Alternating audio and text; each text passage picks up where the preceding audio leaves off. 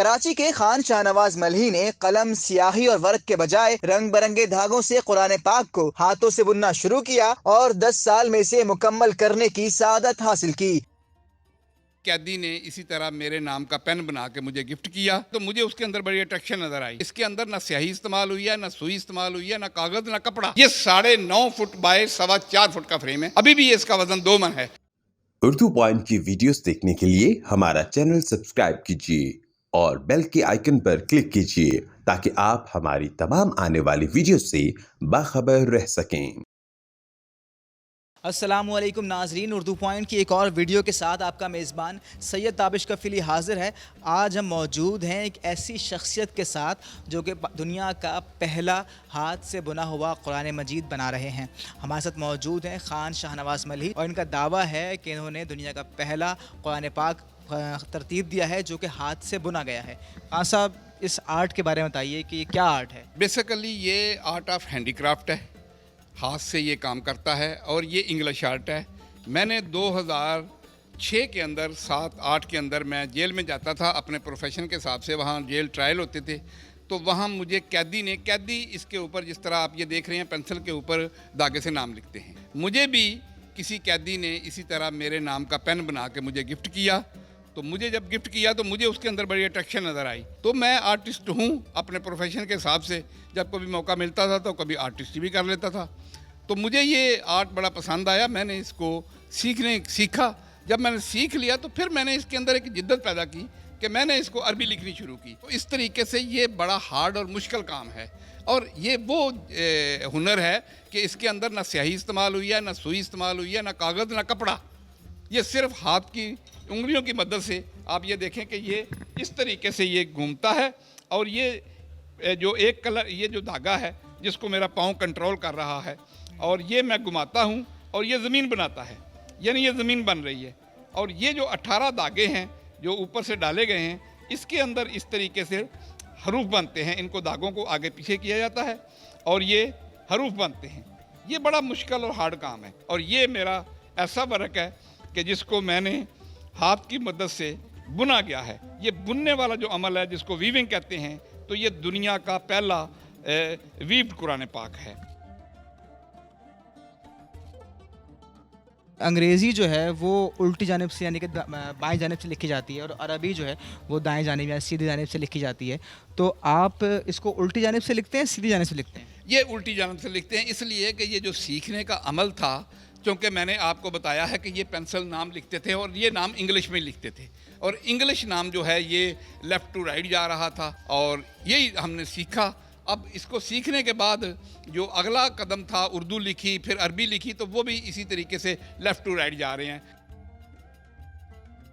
आप ये जो मेथड है, जो आपके आर्ट है, ये लोगों को या नए बच्चों को आप पढ़ा भी रहे हैं, सिखा भी रहे हैं, या अभी इसका इरादा है मुस्तकबिल में? इरादा तो खैर है, मगर ये 16 साल से मेरे पास है आर्ट और बड़े लोगों ने कोशिश की है मगर सब हिम्मत हार गए, एक दिन से आगे को नहीं बढ़ा। खान साहब, मुझे बताइए बात कि जो कुरानी आयत आप लिखते हैं, कुरान पाक से देख के लिखते हैं या आपको जो है आप हाफिज़ हैं, आपको याद है? नहीं, मैं हाफिज नहीं हूँ, मैं देख के लिखता हूँ। ये मेरे सामने कुरान पाक है, मैं एक एक लफ्ज़ जो है उसको लिखता हूँ और फिर भी गलती का मकान हो जाता है। क्योंकि इसमें गलती का मकान तो है मगर गलती अनरिकवरेबल है, आप उसको रिकवर नहीं कर सकते, आप उसको दुरुस्त नहीं कर सकते। अच्छा, ये धागे जो हैं, ये कौन से धागे इस्तेमाल करते हैं आप? जो ये कुरैशी धागे कौन से हैं? ये धागा जो है ये पैराशूट धागा कहलाता है। ये रेशमी धागा है और पैराशूट कहलाता है। तो सारे जितने भी आप बनाए सब में ये धागा इस्तेमाल? हाँ, मुख्तलिफ कलर है, रंग डिफरेंट है लेकिन जो मटेरियल वो सेम है। जी, मटेरियल सेम है, कलर मुख्तलिफ हैं। अच्छा, और अब तक कितनी कुरानी सूरतें आप लिख चुके हैं? पूरा कुरान मुकम्मल हो चुका है बुनने में आपका? इस वक्त मेरा कुरान पूरा मुकम्मल हो चुका है। मुझे इसको बुनने में 10 साल का तवील अरसा लगा है, जो मेरी दिन रात की मेहनत है। और इसमें ज़ाहिर है कई माली परेशानियाँ हैं। ये बहुत महंगा आर्ट है, इसमें सिर्फ मटीरियल का ख़र्चा जो है वो 25 से 30 लाख रुपया है, जो ज़ाहिर है पूरे कुरान पाक का। मैंने अपना मकान बेच के भी इसके ऊपर लगा दिया और मेरी बीवी ने जेवर भी बेच के इसके ऊपर लगा दिया। उन्होंने कहा है कि नहीं, हमारे अब्बू एक अच्छा काम कर रहे हैं, जो भी खर्चा आता है इसके ऊपर करें। चलिए थोड़ी बहुत जो है आपके जो फ्रेम्स हैं जो यहाँ मौजूद हैं जो एग्जीबिशन में, उनको देखते हैं फिर उनसे मुतालिक आपसे गुफ्तगू करते हैं। इस वक्त एक फ्रेम के पास मौजूद है जिस पे सूरह हूद जो है वो मौजूद है, और इसमें फ्रेम पे शीशा भी मौजूद। शीशा क्यों नहीं लगाया आपने इस पे? नहीं, इसमें शीशा नहीं है। आप इसको फील कर सकते हैं, हाथ लगा सकते हैं, देख सकते हैं, पढ़ सकते हैं, करीब होके आप इसका एग्जामिन कर सकते हैं। अच्छा, मैं एक चीज़ नोट कर रहा हूँ कि जितनी भी पेंटिंग्स आपकी है, तमाम पेंटिंग्स के अंदर एक ना एक जो है वो ये तस्वीर मौजूद है, कुछ भी एक तस्वीर मौजूद है। इसका क्या राज है, क्या वजह है आप सब में तस्वीर लगाई आपने? देखिए, मैंने आपको ये फ्रेम बताया है, मेरा कुरान पाक जो है वो सूरत वाइज है। अब सूरतों में कोई छोटी होती है, कोई बड़ी होती है, इसीलिए आपको मुख्तलिफ साइज़ के फ्रेम यहाँ नज़र आ रहे हैं। जैसे कि मल्टी कलर का जिक्र कर रहे हैं, सूरह फातिहा सामने मौजूद है जो कि मल्टी कलर है, इसमें जो है वो 5-6 रंग जो है मौजूद है तमाम आयत के लिए अलग अलग।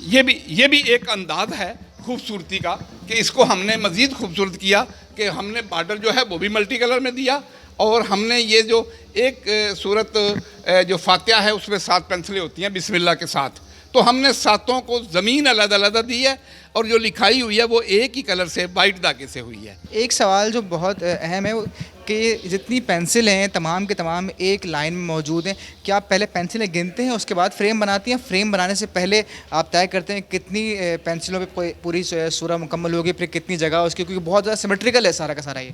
जी, इसलिए कि ये पूरी एक ड्राइंग है, पूरा एक सब्जेक्ट है, एक साइंस है। जितनी पेंसिलें किसी आयत की होती हैं, कोई 100 पेंसिल की है, कोई 200 पेंसिल की है, कोई 400 पेंसिल की है। मेरे पास 7 पेंसिलों से लेके बल्कि 3 पेंसिलों से लेके सबसे छोटी सूरत सूरह इखलास है जिसकी 3 पेंसिलें हैं बिस्मिल्लाह के साथ, और सबसे बड़ी जो सूरत है वो सूरह बकरा है, उसकी 1000 पेंसिल है। अच्छा, ये एक पेंसिल जो है, ये एक पेंसिल बुनने में कितनी देर लगती है आपको? एक पेंसिल बुनने में 1 घंटा लगता है, और ये एक सतर भी पूरी नहीं, पौनी सतर इसके ऊपर आती है, और एक दिन में 6 से 7 पेंसिलों से ज़्यादा नहीं बनती। कुरान पाक का एक सफ़ा 3 दिन में मुकम्मल होता है, इसीलिए इसने 10 साल लिए हैं। अच्छा, माशाल्लाह। चलिए हम अगले फ्रेम पे चलते हैं।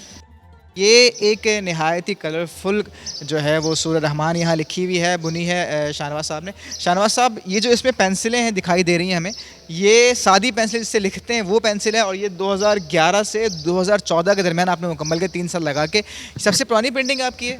ये मार्किंग पेंसिल है, बाज़ार में अवेलेबल है, मगर इसकी ये जो लकड़ी है ये कमज़ोर होती है, ये टूट भी सकती है, इसको गुण भी लग सकता है, कीड़ा भी लग सकता है। मैंने कहा अगर ये 10 साल में मेरा अंदाज़ा था कि 10 साल में मुकम्मल होगा, तो 10 साल में अगर ये मुकम्मल हो और 10 साल के बाद ये ज़ाया हो जाए तो मैंने इसको रिस्क नहीं लिया। फिर मैंने लकड़ी की पेंसिल बाद में मेरे पास आई, उस वक्त तो मेरे पास ये हुक भी नहीं थे, तो ये मुख्तलिफ कलर के उसको कलरफुल भी बनाया गया है। ये भी एक रिकॉर्ड की है। ये एक दूसरी सूरत फातिहा है, इसमें ज़मीन सारी की सारी ब्लैक है, मगर जो सूरत है हर सूरत को हमने अलहदा कलर दिया है। ये 7 अगर सूरतें हैं तो 7 मुख्तलिफ कलर हैं, तो ये सारी जिद्दतें हैं इसके अंदर। सामने जो है वो सूरह आराफ मौजूद है जो कि 9 फीट लंबी आप बता रहे हैं मुझको? 9.5 फुट। ये जो सूरह आराफ है, ये सूरह आराफ इस वक्त इस हाल के अंदर ये सबसे बड़ा फ्रेम है। ये 9.5 फुट बाय 4.25 फुट का फ्रेम है, और इसको हमने शीशा भी नहीं लगाया, इसके ऊपर पन्नी लगाई है। अगर हम शीशा लगाते तो इसका वज़न और बढ़ जाता, ये 2.5 मन 3 मन बन जाता। अभी भी ये इसका वज़न 2 मन है, और ये शीट पाकिस्तान में अवेलेबल नहीं है। पाकिस्तान में लसानी की शीट है जिसका साइज़ 8x4 होता है। चलिए हम अगली तरफ चलते हैं कि जहाँ पे सिर्फ यही नहीं है बल्कि वो भी हैं, इंटरफेथ हारमोनी का जिक्र भी है। मैं एक चीज़ दिखाना चाहूँगा कि बहुत इंपॉर्टेंट है, वो गुरमुखी के अंदर एक सिख सलाम है। किसका? गुरु नानक का बता रहे थे आप मुझको? नहीं, उनके एक गुरु गोबंद सिंह का है, वो उनका सलाम है। ये मुझे एक सिख दोस्त है, उन्होंने दिया था, तो वो मैंने बनाया है उनको। क्योंकि अंग्रेज़ी तो आपने सीख ली थी, अंग्रेज़ी आपने सीखी, फिर अरबी आपने उर्दू खुद से सीखी। ये एक जो है गुरमुखी जो है ये काफ़ी मुख्तलिफ था इसका। हाँ, ये ज़ाहिर है, ये वो हिंदी की तरह की और बंगाली की तरह का है, तो ये भी काफ़ी मुश्किल हुई मुझे इसको लिखने में। हमने का आपने जिक्र किया, यहाँ पे एक फ्रेम मौजूद है जो कि जिसके अंदर मैं चाहूँगा ये बहुत, अगर दिखाएं cameraman, Islam, Judaism, Buddhism, Baha'i faith, Christianity, Sikhism, Jainism, Taoism, Hinduism, Zoroastrianism और नेटिव स्पिरिचुअलिटी, ये तमाम के तमाम आपने इसके अंदर जो है वो अहम नुक्ते तमाम मज़ाहिब के यहाँ जमा कर लिए। ये ज़िंदगी के गोल्डन रूल्स हैं, सुनहरी असूल हैं। The primary teacher of every religion is equal. कोई मज़हब, कोई दीन अमन की, मोहब्बत की और इक्वालिटी की तालीम देता है। यही इनकी तालीम है। तो ये हमें एक दूसरे के मज़हब का एहतराम करना चाहिए।